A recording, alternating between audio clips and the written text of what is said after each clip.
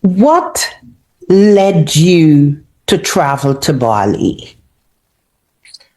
The death of my dog and sort of feeling it was just post COVID, and I had done a bunch of things. I had a podcast with my friend that was quite successful, and I sort of had tried everything. I'd exhausted every option. And when my dog passed away, I had nothing that was mooring me to Canada at that point. And because I own an online business, I can kind of work from anywhere. And I actually initially went to Thailand, which is a place I've been 5 times. I love the islands of Thailand. I have this deep connection, which I think is a past life, to Thailand, the Thai people, the food, everything. So I initially went to Thailand, and then I was drawn to a men's retreat in the mountains of Bali that showed up on my synchronicity, showed up in my reality. And I went to it. It was sort of a men's entrepreneur retreat in the mountains of Bali. And I went there, and then a friend of mine who I met at the retreat said, "Hey, we should really go to Ubud, which is a place in Bali. That's where they do a lot of healing. Do you want to come with me?" And it was like the universe was just guiding me at that point. I said yes. I got there. They said, "You got to meet Dina." I said, "Sure, who's Dina?" Met her, and then had this conversation with her. And since then, it's just been a perfect alignment of divine order to take me to this point where my music career has really taken off in a short period of time, and it's my greatest joy. And I think so much in life we try to force things, or we aren't comfortable with like understanding why things don't work out.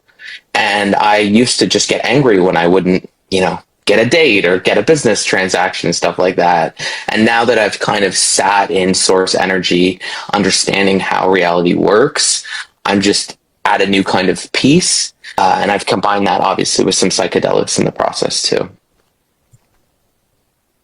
So prior to going to Bali and sort of having the conversation where she said that you were reincarnated and that there was music there, had music been part of your life in some form or another prior to that? Yes, I mean, it had been kind of my best friend. Most people can say that. It's been the thing I've leaned on my whole life. And, I would say also that, like, when you're a music fan, you start to recognize patterns. And a lot of what's driving my songwriting is not just the connection to the universe and channeling the music, not trying to force it, but it's also having an understanding of patterns in songwriting and melodic patterns and syncopation and having certain different types of music that I enjoy. And so when I was going to create the music, it was like I was kind of borrowing from the things that I grew up with. There's a bit of EDM in my music, a bit of indie pop, some pop rock now. And so I'm sort of borrowing from the things that I loved. But it was never something that I really was like going to pursue as a career, or I didn't even know if I could sing. But there was a moment my mom said when I was 19, when I said to her, I feel like I want to go to California and make music, and I wanted to be a music producer. And it never worked out. And then, of course, because it's not meant to be. And 6 months ago, I moved to California for my music career. And now it feels like the timing was right and the flow was making it happen.